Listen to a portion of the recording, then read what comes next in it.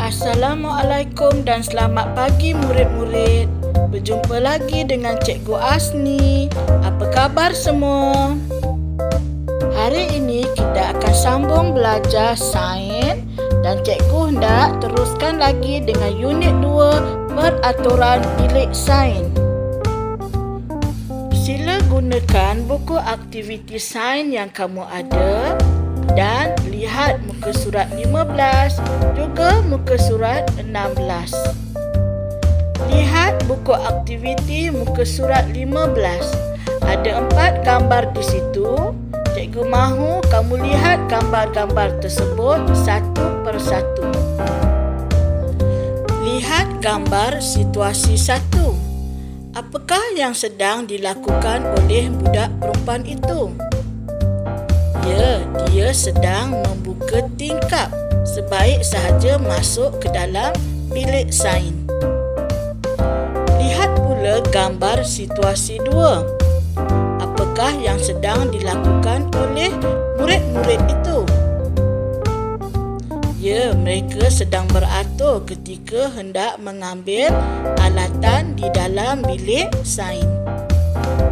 Lihat pula gambar di situasi 3. Apakah yang sedang dilakukan oleh budak lelaki itu?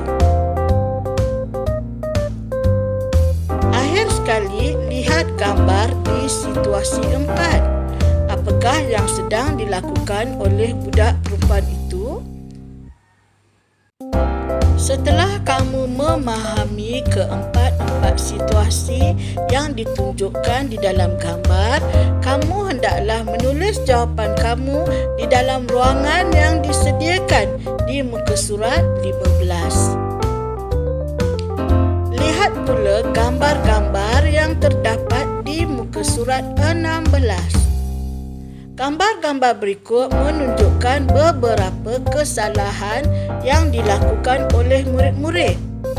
Kamu dikehendaki menulis kesalahan yang telah mereka lakukan.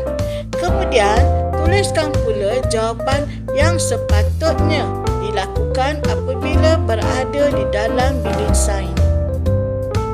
Contohnya, gambar yang pertama menunjukkan budak lelaki itu memakai selipar. Jadi, kesalahan yang telah dilakukan ialah dia memakai selipar. Sepatutnya dia mestilah memakai kasut sekolah. Contoh jawapan yang boleh kamu tulis adalah seperti berikut. Kesalahan memakai selipar.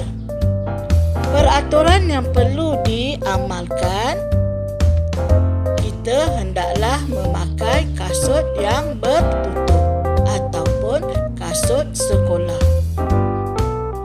Cikgu harap murid-murid faham tentang peraturan bilik sains dan dapat menuliskan jawapan yang betul di buku aktiviti muka surat 15 dan muka surat 16. Selamat belajar murid-murid. Kita jumpa lagi lain kali untuk topik yang berikutnya.